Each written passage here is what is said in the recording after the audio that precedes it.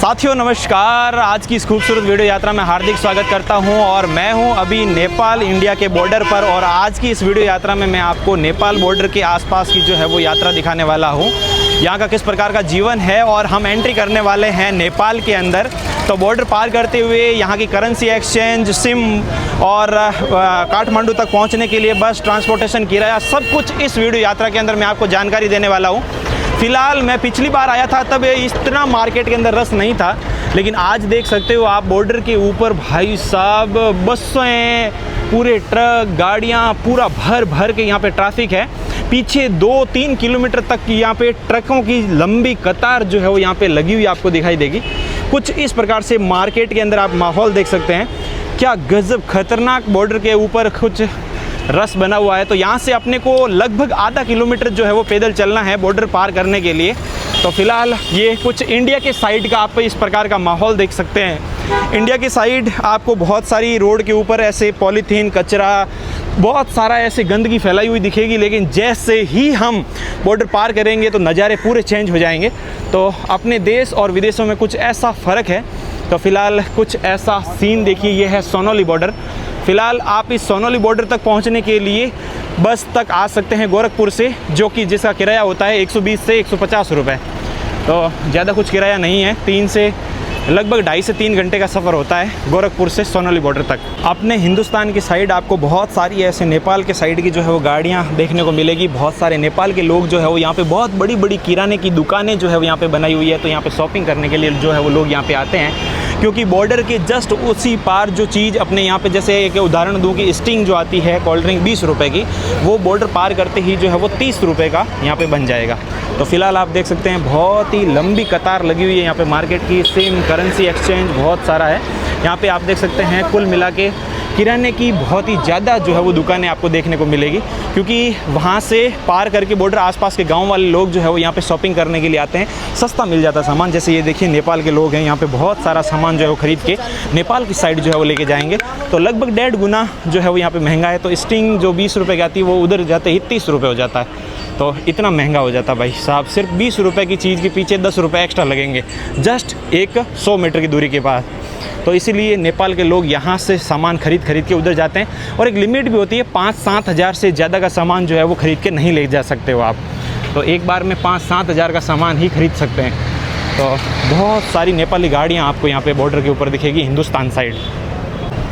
ओए होए होए भाई साहब, लाइन तो आप देखिए 2-2, 3-3 कतारों के अंदर यहाँ पे गाड़ियाँ फंसी हुई पड़ी है। बाइक्स को भी निकलने के लिए यहाँ पे जगह नहीं मिल पा रही है। और ये सामने गेट आ चुका, आप देख सकते हैं। ये हिंदुस्तान की साइड का अपना गेट है। इंडिया का फ्लैग जो है वो तिरंगा यहाँ पे लहरा रहा है। और फिर उधर जाते हैं इसको पार करके। इस ट्रिप में मेरे साथ घूमने के लिए मेरी वाइफ किरण भी जो है वो साथ में आ चुकी है। तो नेपाल के अंदर जो है वो हम दोनों इस बार नेपाल के ट्रिप साथ में करने वाले हैं और आपको घुमाएंगे पूरा का पूरा Nepal. Village life, night life है ना, सिटी की लाइफ, सब कुछ देखने वाले हैं। फ़िलहाल मैं बॉर्डर के ऊपर आ चुका हूँ। आप देखिए ये पूरा इंडिया के साइड का गेट आ चुका है। और ये भाई साहब आज मुझे लग रहा है कि ये काम ख़राब करने वाले हैं बड़े बड़े ट्रक्स, क्योंकि ऑलरेडी सड़क जो है वो बहुत ज़्यादा ख़राब होती है और पहाड़ी रास्ता है। तो 13 से 14 घंटा बस जो है वो वैसे भी लेगी। तो ये बस अगर ये ट्रक इस प्रकार से कतारों में चलेंगे तो भाई साहब कैसे पहुंच पाएंगे काठमांडू। अब देखने वाली तो वो बड़ी बात होगी कि कैसे क्या मामला सेट होने वाला है रास्ते के अंदर। आप देख सकते हैं मेरे पीछे इंडिया नेपाल बॉर्डर है और बॉर्डर के जस्ट पास ही में एक छोटी सी दुकान है। यहाँ पे मैं जो है वो करेंसी एक्सचेंज जो है वो करवाने वाला हूँ।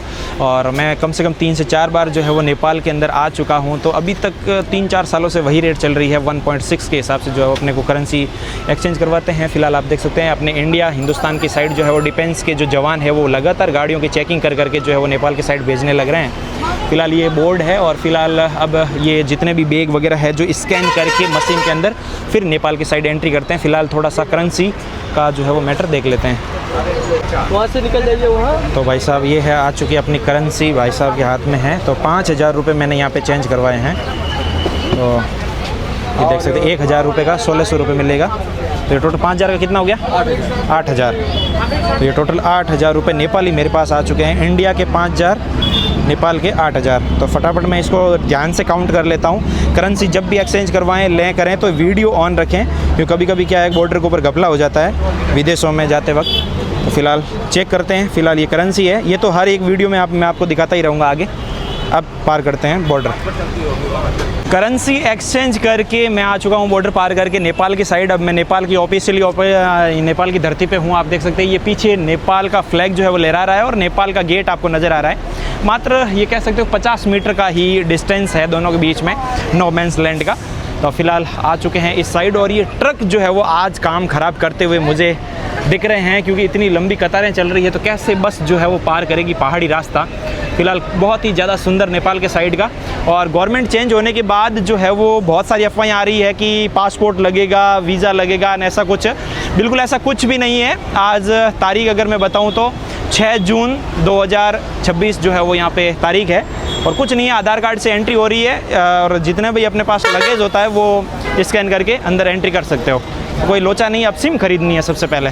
बॉर्डर पार करते ही मैं आ चुका हूँ सिम वाली दुकान पे। और पिछली बार जब मैं नेपाल आया था तब भी इन्हीं छोटू से जो है वो मैं लेके गया था, तो अंदर घुसते ही छोटू ने पहचान लिया, आप तो वही वीडियो बनाने वाले हो ना। और तो यहाँ पे अब वापस से जो है वो मैं 2 सिम लेने वाला हूँ, एक मेरे लिए और एक मैडम के लिए। दोनों के लिए सिम ले लेते हैं फ़िलहाल क्यों। और 250 रुपये इंडियन करेंसी के अंदर 250 रुपये में 7 दिन के लिए अनलिमिटेड डाटा। और फिर जब अगर मान लो 10 दिन के लिए रुकना है, 12 दिन के लिए रुकना है, तो उसी में ही 100-150 रुपये का एक्स्ट्रा रिचार्ज हो जाएगा, ऐसा ये बता रहे हैं। तो ठीक है, फिलहाल 7 दिन के लिए तो अनलिमिटेड चलाते हैं। अगर एक्स्ट्रा रुकने का प्लान हुआ तो 100-150 रुपये का 1-2 दिन का और एक्सटेंड करा लिया जाएगा। तो फिलहाल छोटू जो है वो यहाँ पे सिम एक्टिवेट करने लग रहे हैं। और मैडम जी का पहला विदेश दौरा है भाई साहब, नेपाल से शुरुआत किया है, फिर आगे से आगे धीरे धीरे। अभी तो पासपोर्ट इनका बना हुआ नहीं है तो इसीलिए सिर्फ नेपाल ही ला पाया हूँ। कोई कमेंट करेंगे कि भाई नेपाल क्या लेके गए हो, तो नेपाल भी बहुत अच्छी कंट्री, ऐसी बात नहीं है। वाकई एक फीलिंग आती है कि भाई इंडिया से बाहर आए हैं, इतनी साफ़ सफाई, इतना ट्रैफिक रूल वगैरह सब कुछ एकदम मेंटेन चलता है यहाँ पे। तो फिलहाल इनका पासपोर्ट बन जाएगा तो और भी देशों की यात्रा कराई जाएगी। फिलहाल सिम ले लेते हैं। बस का टिकट बना लिया है, अभी दोपहर के 3 बजे हुए हैं और शाम के लगभग 5:30 बजे जो है वो यहाँ से बस जो है वो रवाना होगी बॉर्डर से। और मैंने टिकट जो बनाई है, आप देख सकते हैं मेरे पीछे काउंटर बना हुआ है, सिद्धार्थ सार्वजनिक यातायात प्राइवेट लिमिटेड। यहाँ से पिछली बार भी मैं जब आया था तब भी मतलब पिछली बार तब मैंने इन्होंने से ही मैंने टिकट जो है वो बुक कराया था। और लगभग 6 महीने 1 साल पहले जो टिकटें चलती थी, जो लग्जरी AC बस है जो 100 पे वाली है, उसके 1200 नेपाली रुपीज़ जो है वो लगते थे, ठीक है। लेकिन अब जो है वो पेट्रोल डीजल के भाव महंगे होने के कारण अब थोड़े से जो है वो इंक्रीज़ कर दिया है किराया। तो अभी लगा है लगभग 1450 नेपाली रुपीज़, यानी अपने इंडिया के 900 रुपये हो गए। तो 900 रुपये तो 900 1800 रुपये। तो फिलहाल लगेज ऑफिस में रख दिया है और हम थोड़ा सा जो है वो बॉर्डर इधर घूम लेते हैं, आसपास की लाइफ देख लेते हैं और कुछ चीज़ें जो है वो ख़रीदनी है, खाने पीने का कुछ सामान जो है वो ख़रीदना है। तो बॉर्डर पार करके इंडिया की साइड जाके जो है वो कुछ सामान जो है वो ख़रीद लेते हैं। यहाँ पे थोड़ा सा एक्सपेंसिव है, अगर अभी हम फ़िलहाल बॉर्डर पे ही हैं तो क्यों थोड़ा फालतू महंगा सामान जो है वो ख़रीदना।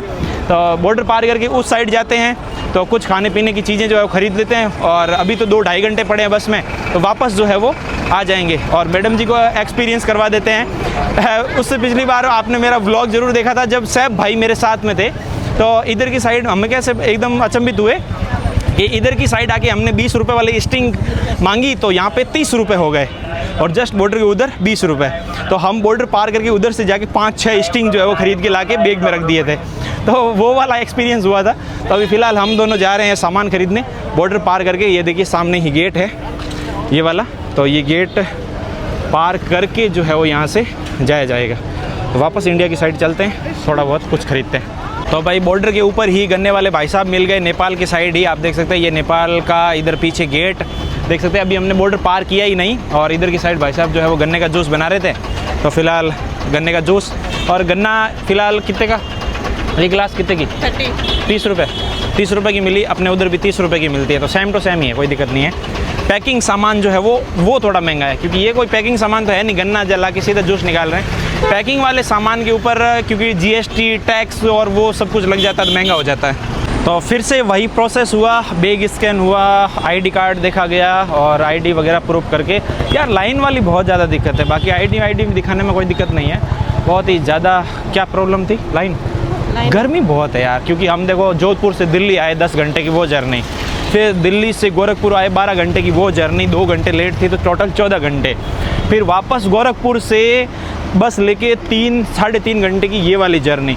ऐसे करके मैडम जी तो भाई साहब पहली बार इतनी हालत ख़राब हो गई इनकी, इतना फुल जर्नी ने लाइफ में कभी नहीं की इन्होंने। ज़्यादा से ज़्यादा 10-12 घंटे की कोई जर्नी की है तो की है, बाकी इससे भी कम ही की है। पहली बार यात्रा गुरुजी की लपेटे में आए हैं तो भाई साहब अभी तो इनको बहुत ज़्यादा पैदल भी चलना है, क्योंकि ब्लॉग जो है वो गाड़ियों में बैठ के नहीं बनते हैं, पैदल घूम के बनाना पड़ता है। तो इनकी हालत तो ख़राब होगी, लेकिन धीरे धीरे आदत तो डालनी पड़ेगी। जब आप इन्होंने यात्रा गुरुजी का हाथ थामा है तो जहाँ जहाँ यात्रा गुरुजी वहाँ वहाँ ये मैडम जी, ठीक है। मैं धूप में तो ये भी धूप में, मैं छाँव में तो ये भी छाँव में। मुझे अगर भीगना है बरसात में तो आप भी भीगोगे? Yes of course. हाँ, साथ में देखो धीरे धीरे कैमरा फ्रेंडली हो रही है मैडम है। क्या बात है, क्या बात है, ओए होए होए।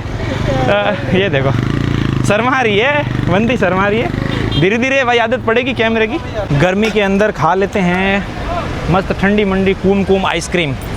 तो 20-20 रुपए वाली आइसक्रीम ले लेते हैं भाई साहब। उधर तो आइसक्रीम वाला कोई था ही नहीं है ना, था लेकिन वो अमूल वाले वो वाले थे। ये भाई देसी एकदम मारवाड़ी कुल्फी। अच्छा मैं चेस किए नहीं भाई साहब, ये लड़कियों के नखरे हैं चेस करना, ये नहीं है। मैं अपने को तो भाई ऐसा आता नहीं है चेस करना, अपने तो सीधे मुँह में है। हाँ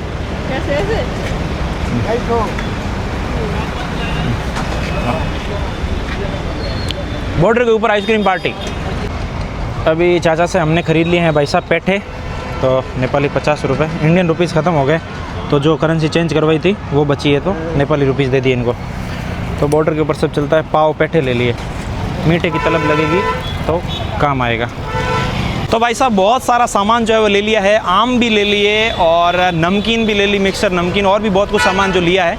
अब लेना है एक टिश्यू पेपर, जैसे मान लो आम खाएंगे, कुछ भी खाएंगे पिएंगे सफ़र में, तो हाथ वाथ पहुँचने के लिए पास में कुछ पानी तो इतना यूज़ नहीं होता है, तो टिश्यू पेपर ज़रूरी है। तो एक टिश्यू पेपर का जो है वो पैकेट ख़रीदना है, वो कहीं मिल जाए तो मज़ा आ जाए।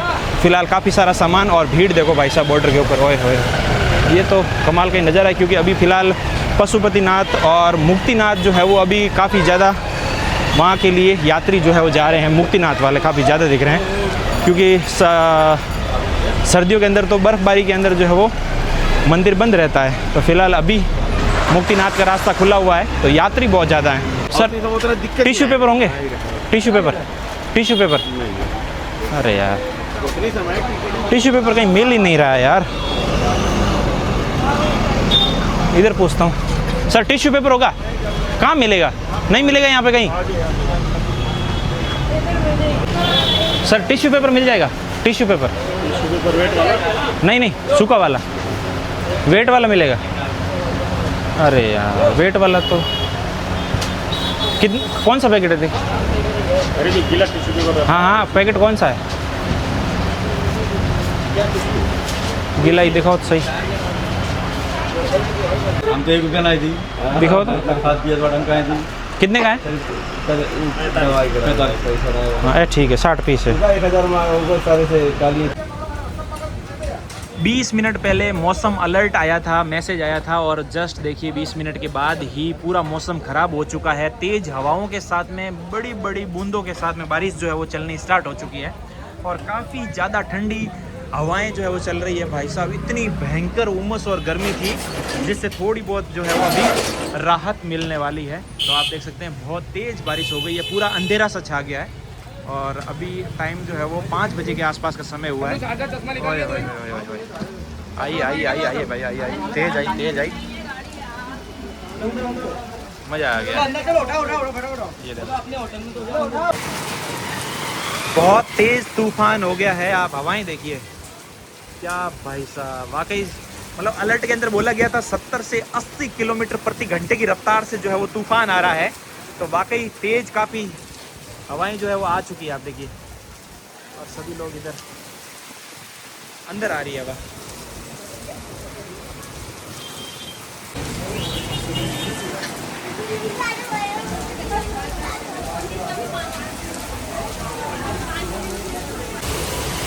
पिछले आधे घंटे से कुछ ऐसा ही माहौल चल रहा है लगातार, आप देख सकते हैं बहुत तेज़ हवाओं के साथ में ये पानी बरसने लग रहा है। आप देखिए पानी कैसे उड़ रहा है, देखो तो ये माहौल बन गया है भाई इंडिया और नेपाल बॉर्डर के ऊपर। पूरा सड़कों के ऊपर पानी ही पानी कर दिया है और अभी सारी बसें खड़ी है, कोई भी अंदर नहीं चढ़ पा रहा है इस भयंकर से तूफान के अंदर। तो आगे रास्ते भी भाई साहब कहीं कहीं कच्चे भी हैं, तो वहाँ पे दिक्कत होने वाली है। कहीं डर यह है कि इतनी भयंकर बारिश और तूफान के अंदर कोई लैंडस्लाइड ना हो जाए बस। ये देखो यार, ये तो थोड़ा सा यात्रा के अंदर विघ्न डाल देता है, मौसम ख़राब होता है तो। और हवाएं देखो आप, ये देखो बहुत तेज़ हवाएं चल रही है।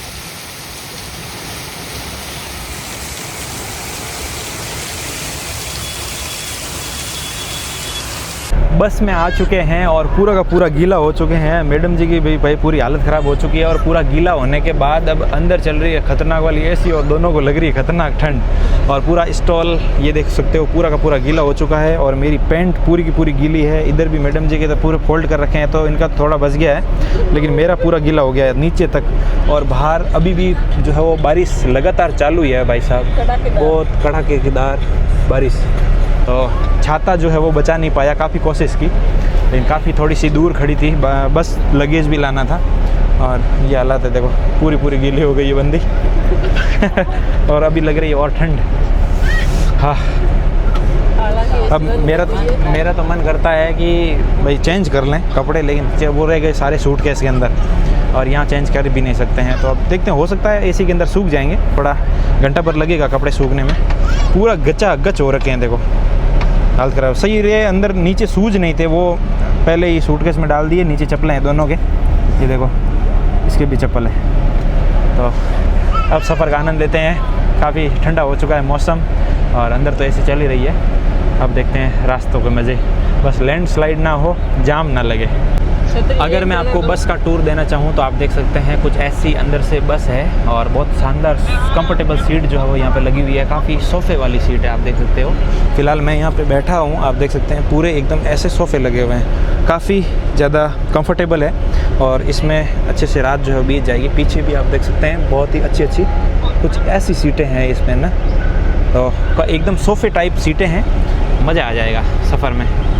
सूटकेस जो है वो बस के पीछे लेके आ गए हैं और अभी इसमें से निकाल रहे हैं कपड़े, सूखे वाले कपड़े निकाल रहे हैं, ताकि क्या भाई कपड़े चेंज कर लेते हैं। यहाँ पीछे पूरी बस जो है वो खाली है, तो मैडम जी भी यहाँ पीछे बैठ के अपने कपड़े चेंज कर लेंगे और पूरी बस जो है वो लगभग खाली ही है। तो मैं भी ये लोअर और टी शर्ट जो है वो चेंज कर लेता हूँ। तो बस के अंदर कपड़े चेंज करने के सिलसिला भाई जारी है फ़िलहाल। पूरा गीला गीला और इतनी भयंकर ठंडी एसी चल रही है कि ठंड लग रही है। अब एसी जो है वो मैं आगे जाके उससे बंद करवाया हूँ और बीच में तो फ़ैन ऑन हो गए, तो पूरा एकदम हालत ख़राब हो रही है भाई साहब। मुझे तो डर ये है कहीं बुखार ना आ जाए। बस अब फ़िलहाल मैडम जी निकाल रहे हैं कपड़े, चेंज कर ले मैं। फाइनली जो है वो भाई पैकिंग हो चुकी है, कपड़े जो है वो हमने चेंज कर लिया है। मैंने भी देखिए ग्रीन टी शर्ट और ये फौजी वाला लोअर डाल दिया है, मैडम जी ने भी कपड़े चेंज कर दिए। और ये अपना पहला एक्सपीरियंस है कुछ इस प्रकार से बस के अंदर कपड़े चेंज कर दिए भाई साहब, क्योंकि और फ़ायदा ये हुआ कि पूरी बस जो है खाली है, तो पीछे सीट के पीछे ऐसे बैठ के और आराम से कपड़े चेंज हो चुके हैं। और ओढ़ने करने के लिए भी अपने पास जो है वो निकाल रहे हैं। कौन सा पिट्टू ये, तो ये बाहर रह गया, अंदर डालना पड़ेगा, इसको अच्छे से डालो अंदर। और सोफ़े देखो भाई साहब कितने कंफर्टेबल है, एकदम मस्त, मज़ा आ गया। तो लगभग सुबह 6-7 बजे जो है वो काठमांडू पहुंचेंगे। पूरी रात जो है वो इसी में ही बितानी है। तो फ़िलहाल तैयारी चल रही है और बंद करने का नहीं हो रहा है। आखिरकार मर्द तो मर्द होता है, मर्द का काम मर्द ही कर पाएगा भाई, इतनी ताकत कहाँ है।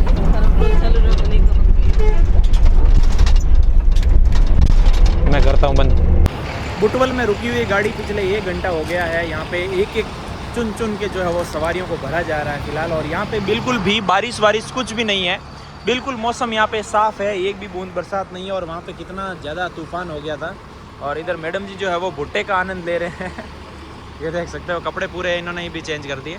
और ये देख सकते हो काफ़ी लग्जरी बस है ये भाई, है ना, 900 रुपये में। पहले तो कम थे लेकिन अब थोड़े से किराया इन्होंने बढ़ा दिया है। 2x2 VIP सोफ़ा सीट है ये, काफ़ी शानदार लग्जरी बस है, सफ़र में आनंद आ रहा है। और ये नेपाल के बुटवल शहर का कुछ इस प्रकार का नज़ारा। सड़क के किनारे किनारे काफ़ी ज़्यादा जो है वो यहाँ पे महिलाएं जो है वो भुट्टा बेच रहे हैं गर्म कर करके। जिसका डर था आखिरकार वही हुआ। आप देख सकते हैं बहुत ही लंबा जाम जो है वो यहाँ पे लग चुका है और यहाँ पे भी बहुत तेज़ बारिश हो रखी थी भाई। इतने भयंकर भयंकर झरने चले हुए हैं और अब जाम ये किस कारण लगा हुआ है, मुझे लग रहा है कि वन वे है, उस साइड को खोला गया है और इस अपने वाले साइड को जो है वो रोका गया है।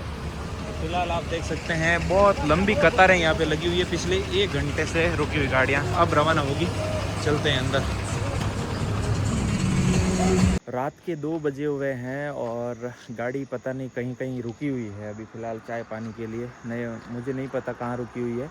और इतनी भयंकर रोड टूटी हुई है भाई साहब, मतलब सिर तो सीट के ऊपर टिक ही नहीं रहा है। ऐसे ऐसे ऐसे ऐसे हालत ख़राब हो गई, मेरा पेट दर्द होने लग गया इतना भयंकर। और पीछे से कमर में भाई साहब ख़तरनाक वाला पेन होने लग गया है। और कुछ ऐसी हालात है, इधर मैडम जी जो है वो कमर सीधी कर रहे, कभी ऐसे हो गया कभी ऐसे हो गया, हालत ख़राब हो गई। और सामने पहाड़ों के आप नज़ारे देखो, ऊपर ऊपर से घर नज़र आ रहे हैं और नीचे यहाँ पे खाई है, नदी चल रही है साइड में, जो पानी की बहुत ही तेज़ धारा की आवाज़ जो है वो आने लग रही है। फिलहाल एक छोटा सा ढाबा है इधर, कुछ ऐसी बसें जो है वो ये बहुत सारी रुकी हुई है। ऊपर पहाड़ों पे घर, लाइट्स वगैरह सब नज़र आ रही है। फिलहाल यहाँ पे रोड तो है बहुत ज़्यादा ठीक है, लेकिन क्या खतरनाक रोड टूटी हुई है बीचों बीच में। भाई साहब सो ही नहीं पा रहे हैं, बिल्कुल आंख बंद होते ही इतने गड्ढे आ रहे हैं कि ऐसा लगता है कि सीट से नीचे गिर जाएंगे। मतलब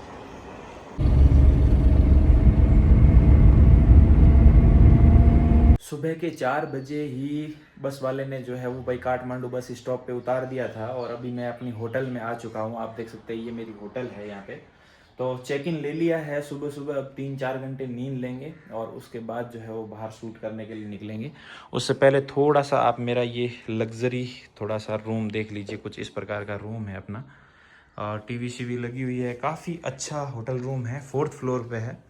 और थोड़ा सा मैं आपको वॉशरूम भी दिखा दूँ तो कुछ इस प्रकार का इसका वॉशरूम है। देखिए बाथ टब लगा हुआ है, बाकी बहुत बड़ा शावर वावर सब एकदम लगे हुए पड़े हैं। और हमारे रूम से थोड़ा सा मैं आपको बाहर का व्यू दिखाऊं। अभी तो लगभग 4:45 का समय हो गया है, 4 बजे उतारा, आते आते थोड़ा सा टाइम हो गया। तो यहाँ पे देखिए पूरा उजाला ही हो गया है और सामने माउंटेन का कितना सुंदर व्यू आपको नज़र आ रहा है। जैसे जैसे उजाला होगा वैसे वैसे ये कोहरा छंट जाएगा। और बहुत ज़्यादा ठंड है यार, इतनी ठंडी हवा है। अभी तो इंडिया के अंदर जून का महीना चल रहा है तो इतनी भयंकर सी गर्मी है, पसीने से लथपथ हो जाते हैं, बिना एसी तो सो ही नहीं पाते हैं। और यहाँ पे तो पंखों की भी ज़रूरत नहीं है, इतनी मतलब गुलाबी गुलाबी ठंड पड़ रही है। तो इसीलिए तो बहुत सारे लोग जो है इंडिया से मई जून के अंदर नेपाल काफ़ी ज़्यादा घूमने के लिए आते हैं। तो फिलहाल इस सुंदर से व्यू के साथ अपनी आज की फर्स्ट मॉर्निंग हुई है नेपाल के अंदर। और भी अब आगे आगे मॉर्निंग तो होती जाएगी रोज़ रोज़, लेकिन जो पहला एक्सपीरियंस होता है, फर्स्ट इम्प्रेशन जो होता है वो लास्ट इम्प्रेशन होता है। तो फर्स्ट इम्प्रेशन अच्छा होना ज़रूरी है। काफ़ी अच्छा माहौल है और काठमांडू सिटी तो अपने आप में बेहद ही खूबसूरत है। फिलहाल अब 3-4 घंटे की नींद निकालते हैं, उसके बाद जो है वो आगे आपको घुमाएंगे।